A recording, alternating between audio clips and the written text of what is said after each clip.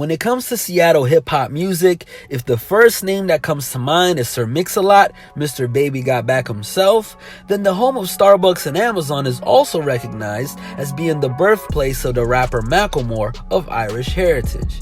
Discovering the group Digital Underground at 6 years old introduced Macklemore to hip-hop. Then eventually, as a teenager, he became influenced by Nas, Hieroglyphics, Wu-Tang Clan, Mobb Deep, Talib Kweli, and Freestyle Fellowship. Fast forward to releasing the platinum blockbuster album The Heist in 2012 and the not so huge follow-up The Unruly Mess I've Made in 2016 with his partner Ryan Lewis, it is strange to think that Macklemore doesn't appear to be the large popular fixture of the rap scene like he once was. What exactly happened to Macklemore? There was definitely a rapper Macklemore before the Ryan Lewis union that lifted both of their fame and fortune statuses.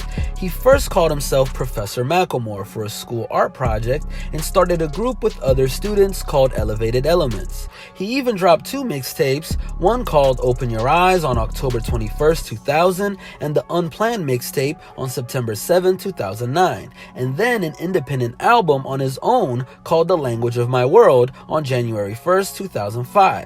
But when Macklemore and Ryan Lewis' album The Heist was unleashed to the world on October 9, 2012, selling over 1.5 million copies without being signed directly to a major label, they made an incredible impact and the world of music took notice. Macklemore and Ryan Lewis actually independently self-produced, self-recorded, and self-released The Heist through Macklemore LLC and distributed it through Alternative Distribution Alliance with no mainstream promotion or support.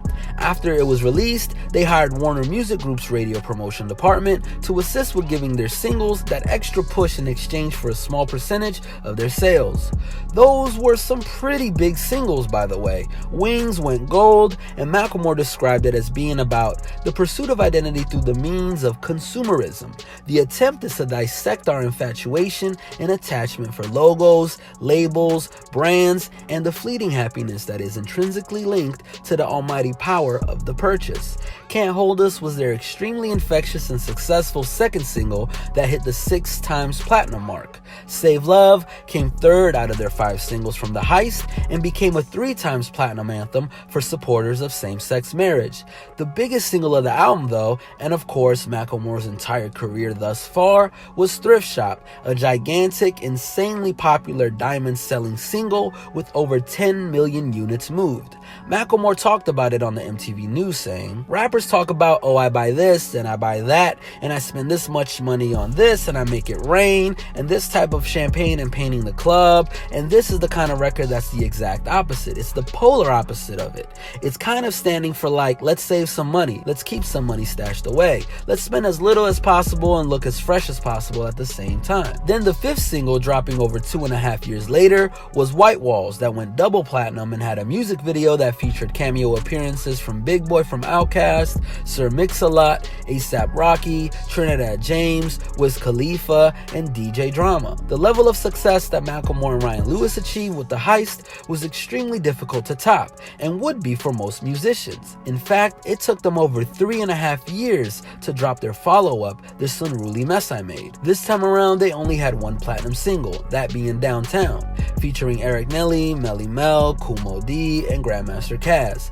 The album didn't even achieve gold status in the United States, even with appearances on tracks from KRS-One, DJ Premier, Chance the Rapper, Ed Sheeran, Anderson .Paak, YG, and Idris Elba. Then, out of what seemed like thin air to the rest of the world, Macklemore announced on his Instagram page on June 15, 2017, that the duo was officially on a hiatus. The Macklemore solo album Gemini was released on September 22, 2017, with a load of guest performances including Offset from Migos, Kesha, Lil Yachty, Skylar Grey, and Experience. This time around, he managed to catch 2 platinum singles out of Glorious, featuring Skylar Grey, and 2 Old Days featuring Kesha. He leaned away from the more overtly political topics he became known for and allowed himself to have fun with the music. But as of 2018, Macklemore has been fairly silent on the new music frontier. He traveled on tour with Kesha to promote their individual albums, but the question is, will he be returning to music anytime soon? Solo or with Ryan Lewis again? I guess time will tell, but after the Grammy Awards and Platinum Plaques, the bar is set pretty high for Macklemore. This has been a Hip Hop Madness original. Make sure you stay tuned and stay up to date on everything we got going on by subscribing and making sure you hit that notification bell. And don't forget to follow us on Instagram at HipHopMadness and join the movement.